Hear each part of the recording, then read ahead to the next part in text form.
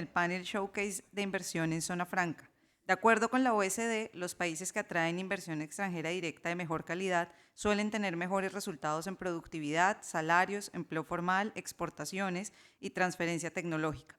Trajimos a jugadores muy importantes que apostaron por Colombia y sus zonas francas. Para ello invitamos al escenario a Gustavo Corso, cofundador de la TAMS, Juan Pablo Solano, gerente general de Associated Brands Colombia, y Maiden Rocío Rojas, gerente de Natural Harvest. Este espacio estará moderado por Manuel Herrera, gerente general de Zona Franca La Cayena. Bienvenidos al escenario. Manuel, el tiempo a disposición lo pueden ver en pantalla y el escenario es de ustedes.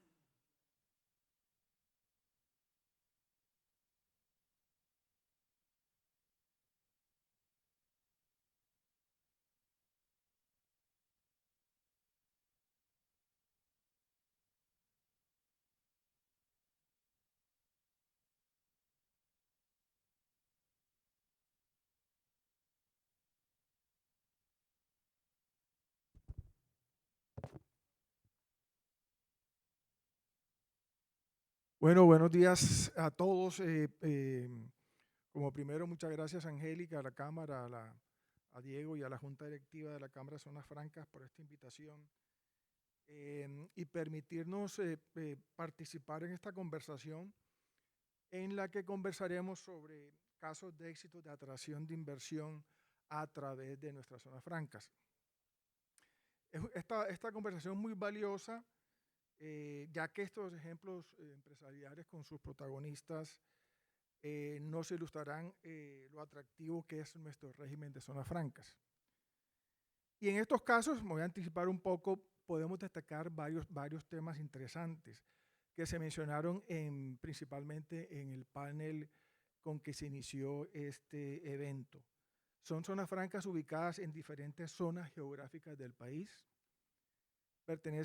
Están ubicadas también en diferentes zonas francas. Pertenecen a diferentes sectores de la economía. En el primer panel se mencionó que una de las fortalezas de nuestras zonas francas es la gran cantidad de sectores económicos que tienen, representan inversión nacional y extranjera, aprovechan las fortalezas de su territorio, que también es otra de las fortalezas de nuestro régimen de zonas francas, las aprovechan ya sea por la calidad de su mano de obra, la pertinencia de la mano de obra, la tradición industrial del territorio donde se ubican, el mercado objetivo el que están buscando con este tipo de inversión, con este tipo de emprendimiento, y también el tema de acceso a la materia prima. Igualmente, estos ejemplos empresariales nos van a mostrar encadenamientos productivos, de los cuales mucho se habla, y ellos nos van a contar ya realmente cómo estos encadenamientos productivos se están dando, tanto a nivel nacional como a nivel internacional. Y un tema también clave que también se habló en la apertura que hizo Diego sobre el tema de sostenibilidad. Aquí también vamos a ver ejemplos de economía circular. Es decir, aquí he mencionado una serie de 7 atributos o razones por la que nuestro régimen de zona franca es muy potente. Entonces quise dar esa pequeña introducción porque lo que van a contarnos ellos va a abarcar estos atributos y razones o incluso muchas más que seguramente yo aquí no he mencionado. Con esta pequeña introducción, pues voy a presentar a quienes nos acompañan acá y pues de primera mano agradecerles por haber aceptado esta invitación. Inicialmente tenemos a Maiden Rocío Rojas de Natural Harvest. Esta compañía está ubicada en zona internacional de Pereira, en la zona de Risaralda. Es una compañía colombiana de transformación agroindustrial especializada en la producción de aceite crudo de aguacate a partir del aprovechamiento de excedentes del aguacate que no ingresan al mercado de exportación en fresco ni al consumo nacional. Entonces, cuando ella nos cuente este proceso, van a ver lo interesante que es. Tenemos también a Juan Pablo Solano, de Associated Brands Colombia, más conocido como Sunshine Cereals. Está ubicado en Zona Franca, en Texona, en Cota, Funza, Cundinamarca. Ya están bien ustedes la ubicación geográfica de dónde están estas zonas francas. Associated Brands Colombia es la operación local de un grupo empresarial familiar originario de Trinidad y Tobago, con una trayectoria consolidada en el Caribe y un portafolio diversificado en la industria de alimentos y consumo masivo. Entonces ya tenemos ya dos sectores. Tema de agroindustria, aquí tenemos algo ya de alimentos procesados orientados al consumo masivo. Y por último, y no menos importante, Gustavo Corso de Latanz. Latanz es una compañía que está ubicada en Zona Franca, La Cayena, en Barranquilla. Entonces tenemos una compañía ubicada en el centro, otra ubicada en el eje cafetero y ahora una compañía ubicada en el Caribe colombiano. Latanz es una compañía del sector metalmecánico y manufacturero especializada en la fabricación de tanques en aluminio y acero inoxidable, así como soluciones para abastecimiento y transporte de líquidos en sectores industriales y logísticos. Entonces, no solamente con este título de cada una de las compañías, pues refrenda lo que dije al principio de estos atributos que las zonas francas ofrecen, que mencioné 7, pero incluso pueden ser muchos más. Entonces, el conversatorio va a estar, digamos, un poco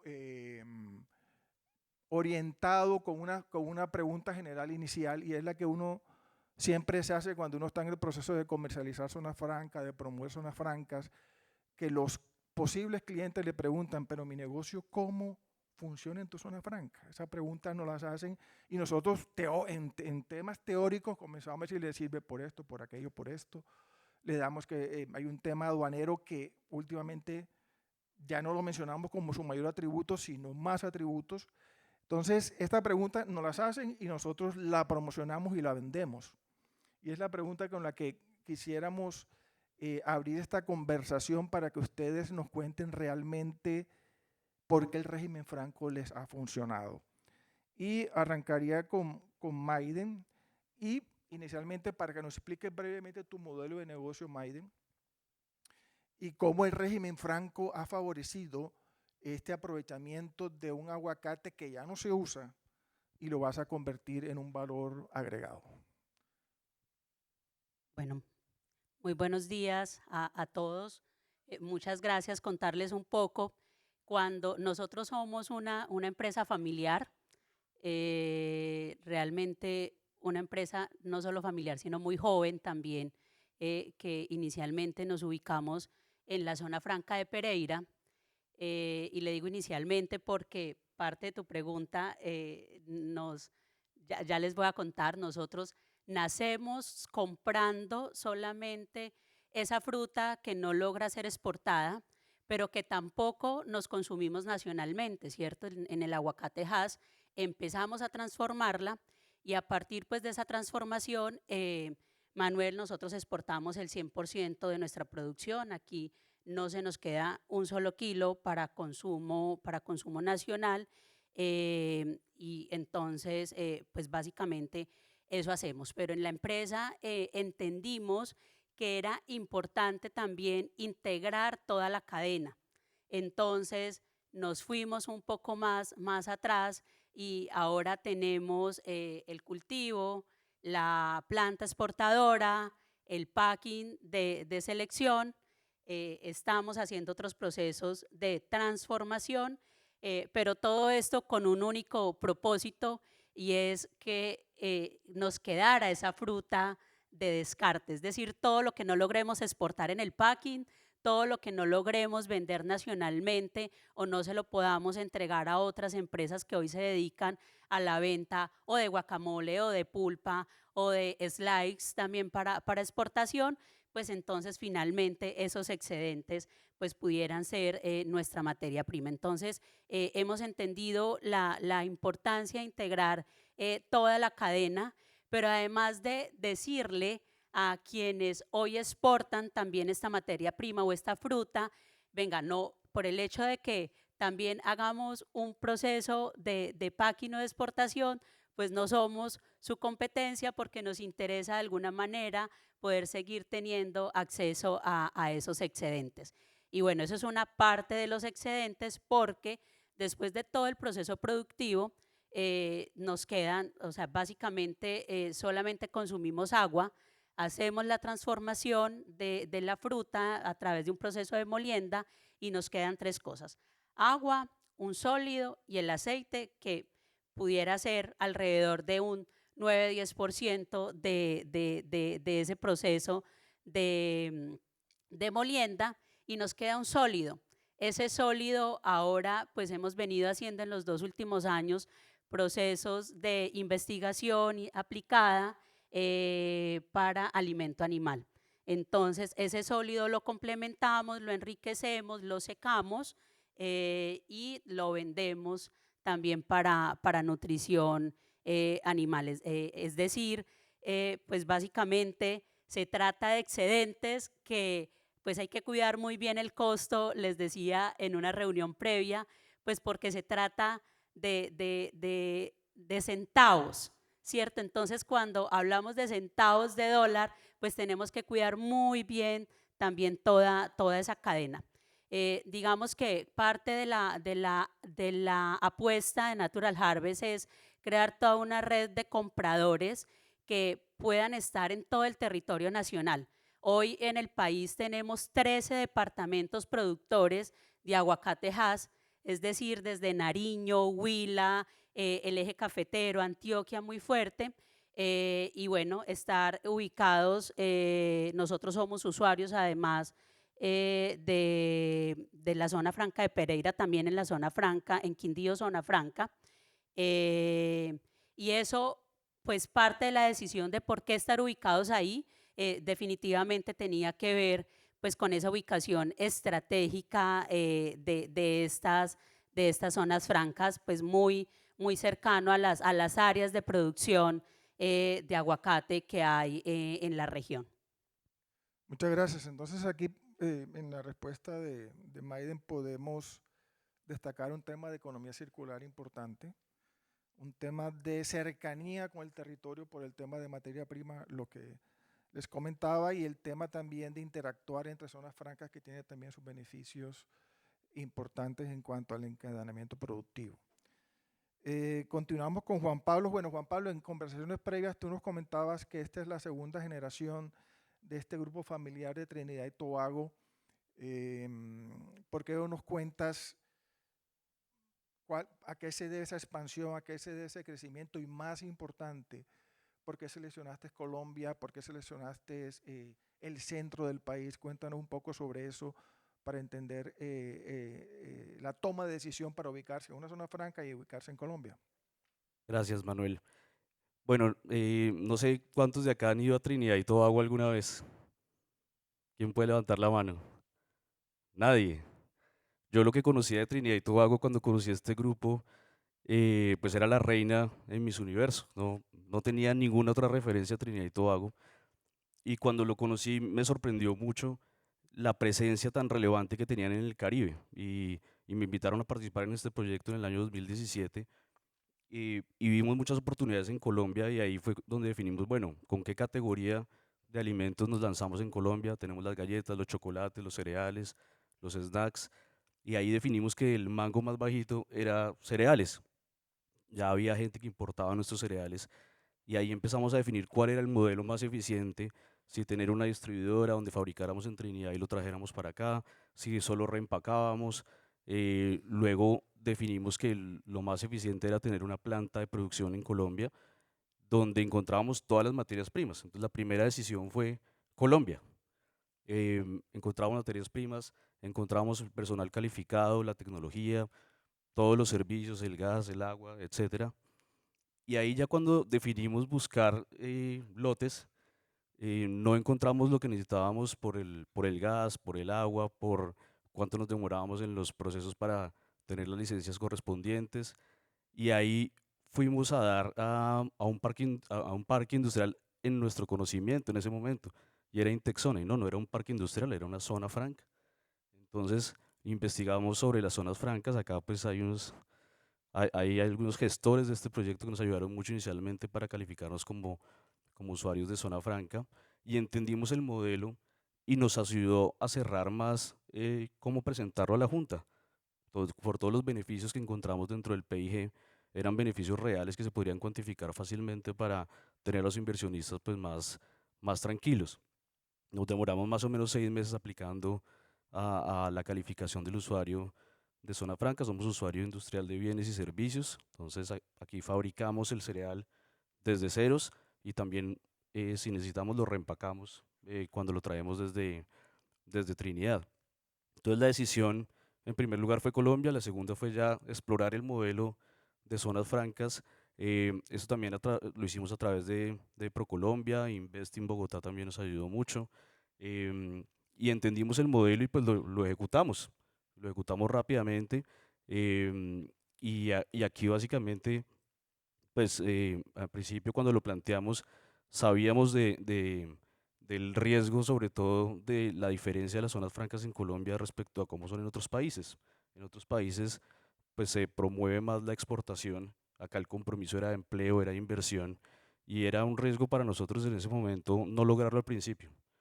Lo logramos al segundo año, básicamente, y bueno, hoy estamos acá, pero pues la respuesta es, primero fue Colombia, luego entender el modelo de la zona franca, montarnos en este buen modelo y hoy en día pues ya ser partícipes de todas las discusiones de zona franca activamente.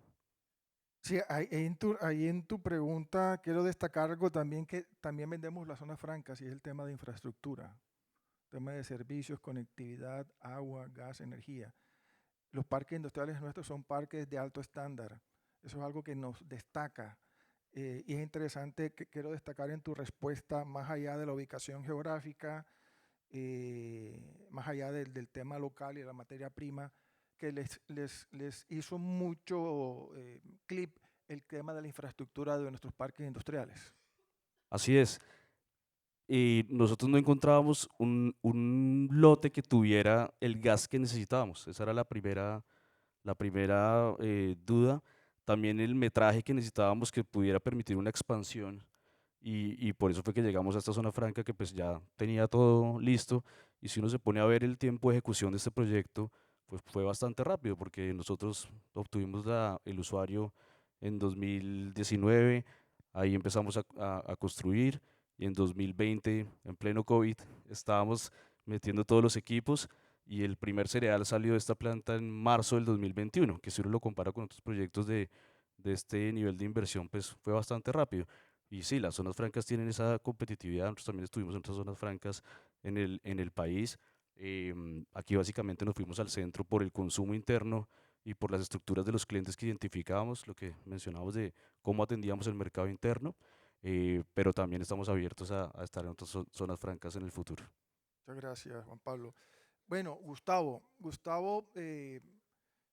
maneja la TAMS. La TAMS es un caso de negocio interesante, él nos lo va a explicar. Es una compañía familiar con una tradición industrial en Colombia muy grande, de más de 50 años, él nos va a decir el nombre.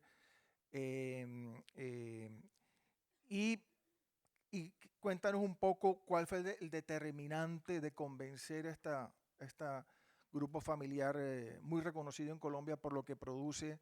¿Por qué decidieron ubicarse en Barranquilla, en la costa atlántica? Es decir, ¿cuáles fueron esos determinantes y obviamente por qué en una zona franca? Cuéntanos sobre eso, Gustavo. Bueno, buenos días y muchas gracias por la invitación.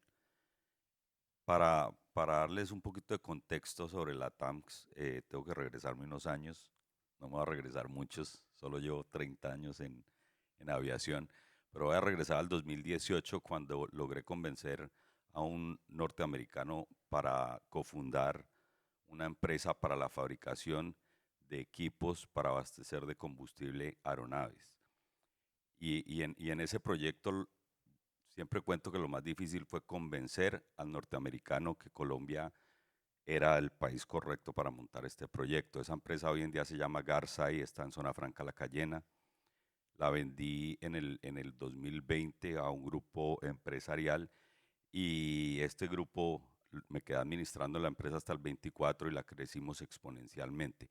Hoy en día esa es la empresa más grande en la fabricación de estos equipos y exporta esos equipos desde Barranquilla a todos los continentes. En los aeropuertos principales van a haber equipos que son fabricados en Barranquilla.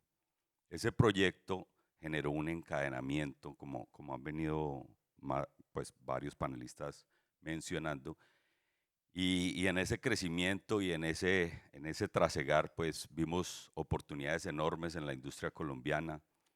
Entre ellas necesitábamos los tanques en acero inoxidable y aluminio como un producto básico pues para el producto que fabricábamos.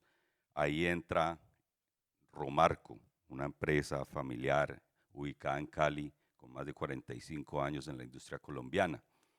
Romarco creyó en el proyecto y empezamos a desarrollarlos como proveedores para fabricar estos tanques, cumpliendo con estándares muy altos de aviación. Es así como en el 2024, después de mi salida de la hoy empresa Garzai, cofundamos con Romarco la TAMX. Estamos ubicados en Zona Franca La Cayena para proveer a Garzai. Entonces, digamos que ese es el desarrollo del nacimiento de la TAMX. Y pues lógicamente tiene sentido que estemos ubicados en Barranquilla. También me costó bastante trabajo convencer a Romarco de arrancar este proyecto. Como ya mencionaron algunos panelistas, pues es hasta complicado para nacionales calificarse como usuarios de zona franca. A veces los abruma. Entonces, ese fue también otro reto interesante, pero gracias a Dios ya estamos operando y produciendo tanques ahí en Barranquilla. Sí, gracias, Gustavo. Yo en tu respuesta destaco dos temas: el encadenamiento productivo entre usuarios de zonas francas, ya que estos tanques se fabricaban en Cali y se los dabas a la compañía Garzai. Ahora se van a fabricar dentro de la zona franca para dárselos también a la compañía interna, y obviamente eso va a tener un beneficio desde el punto de vista de costos, eficiencias, tiempos. Destaco algo muy importante, que también en nuestra labor comercial que hacemos, de tratar de convencer a que el colombiano, con el know-how que tiene, se atreva a este tipo de inversión y se atreva a exportar. En la reunión que tuvimos con la familia de Romarco, se atrevieron porque confiaron en alguien que ya tiene la experiencia, y eso es importante porque tenemos muchas compañías en Colombia que realmente lo que exportan son excedentes, y uno quisiera que más compañías colombianas realmente el core de su negocio fuera exportar, y este es un caso de Romarco que estás haciendo una importación indirecta porque le vende los tanques, pero entiendo que el programa de negocio en el mediano y corto plazo es exportar a Estados Unidos, a la costa este, donde hay un potencial muy grande de necesidad de este tipo de tanques. Entonces, quiero destacar eso, y también destaco la fortaleza del territorio, porque el territorio del Atlántico ha sido un territorio con una historia en el tema metalmecánico. Entonces, ahí se van conjugando unos temas que, sumados con el régimen franco, hacen que el negocio pues tienda a ser un negocio exitoso. Entremos un poquito más en detalle, y me gustaría continuar con Juan Pablo. En la conversación previa tú también nos contabas algo, y es cuando uno está en una zona franca, y muchos de los casos de éxito nos dicen: estar aquí ha superado mis expectativas de lo que yo pensaba que me podía aportar el régimen franco. Juan Pablo nos comentaba algo interesante, y es que en la zona franca encontraste en tu negocio una fortaleza en el control de inventarios, es decir, en la seguridad y la formalidad que el mismo régimen hace que los industriales y las compañías tengan que llevar en control. ¿Por qué no nos amplías un poquito esa fortaleza que nos comentaste, sobre ese tema que encontraste ya dentro de la zona franca? Así es, y nosotros, pues evidentemente cuando arrancamos con este modelo teníamos muchos miedos porque no lo conocíamos, no sabíamos operarlo. Intexona nos ayudó mucho al principio para entender el modelo, y había algo que no habíamos visto, y era todo el tema del control del inventario. Aquí pues todos sabemos que si algo entra dentro de estos usuarios, si alguna materia prima entra, tiene que salir o transformada o como desperdicio. Y eso dentro de nuestro modelo, que es un modelo pues de la compañía, que es muy enfocado en las variaciones de los costos, impacta mucho. Todo el tema de certificados de integración y saber exactamente en qué parte del proceso se nos fue el cereal, se gastó más azúcar, se gastó más maíz. Este control de los costos y esas materias primas hace que nosotros veamos un beneficio grande que no vemos en ninguna otra planta del grupo. Acá hemos sido pioneros de hacer más control en el costo porque hay unos centavos muy relevantes que normalmente cuesta más trabajo por las estructuras de la compañía controlarlo más en los otros países. Asimismo, también la seguridad del inventario, porque nosotros tenemos un software pues interno y acá está pues el software de la zona franca que es un double check ahí importante donde cruzamos muchas veces y entendemos las diferencias. Y siendo también una empresa de consumo masivo, donde tenemos más o menos 45 o 60 salidas diarias em, para entregar a los diferentes clientes, ese control también es bien importante. Entonces, acá sabemos exactamente con cuánto se va el camión, con cuánto no se va. Esas diferencias se encuentran previamente y no al final cuando la foto ya está tomada. Entonces, es muy beneficioso, es retante la operación y es retante que la gente entienda los modelos. También por los proveedores hay veces no lo entienden, pero una vez lo entienden, pues también se montan en lo mismo y ellos mismos dicen, oiga, yo controlo más mi servicio hacia usted con este modelo porque me exige más, me exige ser más formal. Y esto nos ha beneficiado en ese control de las variaciones del costo que no lo habíamos ni magnificado ni puesto en ninguna factibilidad y lo vivimos en el día a día y como digo, pues ya lo estamos replicando dentro del grupo y pues no es zona franca en Trinidad, pero funciona ya con el mismo, con el mismo diseño. Qué bueno escuchar de un usuario destacar esto de la formalidad que generan las compañías nuestro régimen de zona franca. Gustavo, cuéntanos un poquito la visión que ustedes tienen, cuéntanos un poquito de tu proyección hacia los mercados internacionales.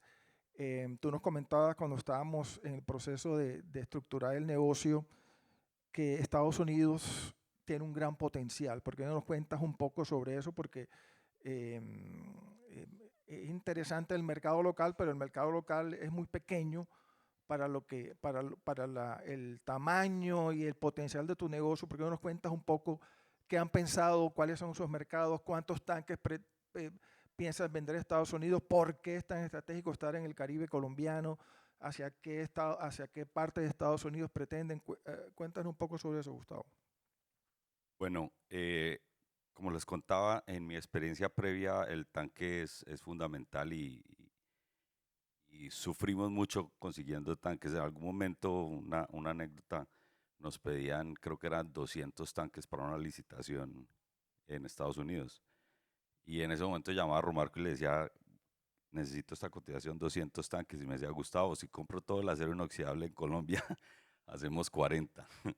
Entonces, eh, digamos que ahorita se ha estructurado y hemos logrado ejecutar, planear y ejecutar la planta más moderna para fabricación de tanques, sin duda en Colombia y yo creo que en América Latina.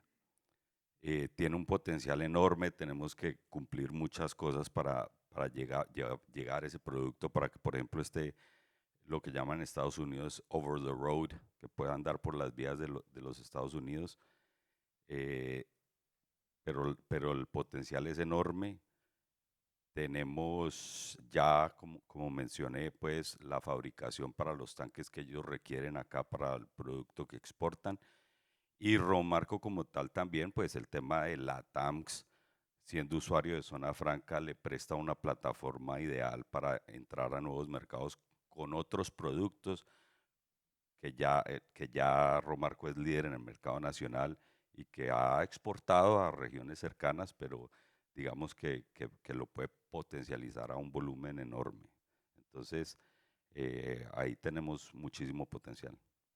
Gracias, Gustavo. Y Maiden, en el contexto de la pregunta que estamos haciendo, ¿qué expectativas han superado tu estar funcionando en una zona franca?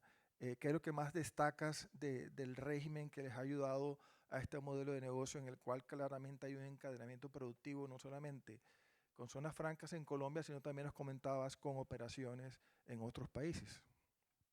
Y Manuel, un poco, y es que a veces tenemos mucho que el instrumento nos sirve en materia aduanera, cambiaria, tributaria, y pareciera que eso es lo que siempre vendemos, pues de estar en el régimen franco.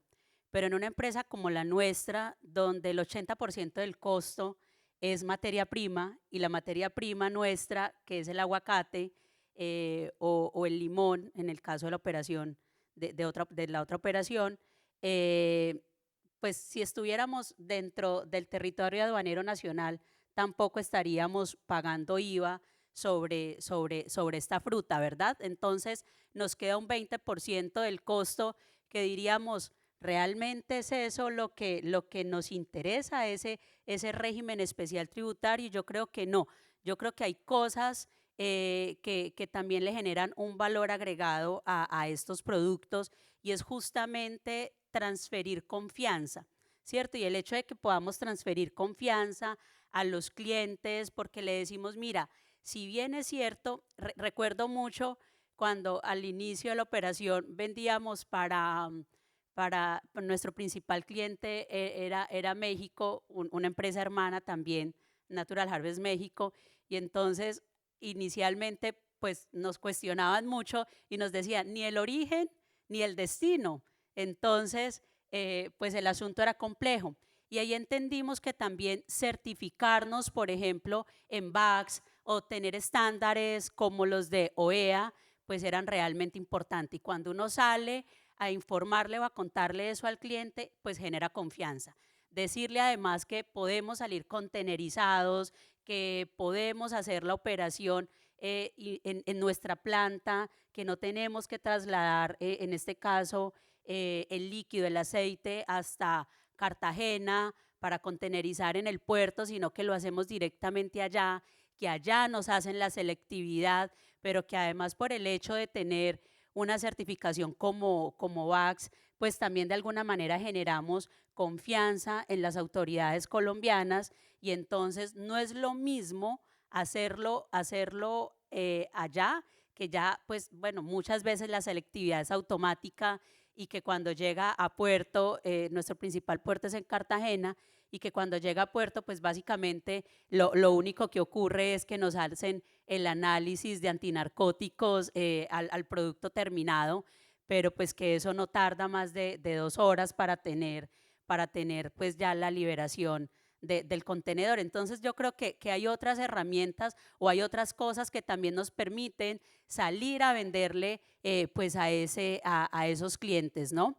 Entonces pues destaco mucho esas otras condiciones especiales. Yo creo que el hecho de tener el acceso a la DIAN dentro de la misma zona franca, poder ir y decirles, atiéndame 5 minutos que les voy a explicar parte de nuestra operación, y no tener que salir a hacer un trámite que desafortunadamente en Colombia pues está muy burocratizado, ¿cierto? Entonces, mientras pides una cita, pero que lo puedas hacer ahí porque lo tienes, yo creo que es fundamental. Y hay otro tema en el que tienen mucho que ver ustedes como usuarios operadores, y es también facilitarnos a los usuarios industriales y entender también nuestras operaciones. No es lo mismo cuando vamos con el usuario operador a poder explicarle algo a la DIAN, porque es que nuestro usuario operador también entiende el proceso productivo nuestro, ¿cierto? Entonces, destaco pues mucho esa validación que como se puede tener ante las autoridades. Interesante también escuchar eso más allá del tema aduanero, todo el tema de las sinergias que genera estar dentro de una zona franca como las nuestras. Y una última pregunta ya para ir cerrando es, ustedes ya son usuarios con una experiencia real, con una experiencia exitosa, ¿qué recomendaciones nos hacen? Estamos abiertos también a a mejorar. Obviamente hay un tema regulatorio en el cual nosotros como gremio y como operadores estamos muy pendientes de poder trabajar y hacer las cosas más fáciles. No ha sido fácil, pero en esa labor estamos. ¿Qué recomendaciones nos harían? Por ejemplo, le preguntaría a Juan Pablo, ¿qué atributos debemos seguir desarrollando del régimen de zonas francas para competir con países de otra región? Porque realmente las zonas francas son un instrumento de competitividad del país. Yo creo que lo mencionaba muy bien Carlos de Costa Rica y es pues es la consistencia jurídica que definitivamente pues no depende en el día a día de nosotros, pero sí depende de nosotros en cierto sentido cuando nos involucramos en esas discusiones. Entonces, participar de las discusiones de los usuarios de las zonas francas del régimen, hacer parte de todo el networking que se necesita y transmitir el conocimiento de lo que está pasando, hace que al final de cuentas pues se dé esa estabilidad jurídica con el ministerio, bueno, con todas las entidades que correspondan para que entiendan más el modelo y no nos pasen cosas como lo que nos pasó hace un par de años, que fue para nosotros fue un revés duro con la reforma, que afortunadamente ya habíamos pasado las brechas y no las sufrimos, pero fue un susto que nos hizo cuestionar el proyecto y mi recomendación es esa, eh, depende también de nosotros, aunque no lo creamos, generar esa estabilidad jurídica y esa consistencia en el día a día con los resultados pues, de cada usuario operador, de cada usuario industrial, siendo consistentes en el tiempo, depende de nosotros. Y también pues hay algo que es bien importante que pues desde Trinidad lo vemos mucho y es el tema de la infraestructura en general. Pues es lo típico que todos sabemos de cuánto tomamos sacar un container hasta el puerto, pero pues también parte de nosotros presionar esas cosas con el gobierno porque sí nos están haciendo perder competitividad. Hay veces perdemos negocios por eso. Sí, nosotros en nuestro caso hemos tomado esa decisión de ubicarnos en el centro del país, pero creo que hacer parte de esas discusiones y estar presente en eso, pues es bien importante.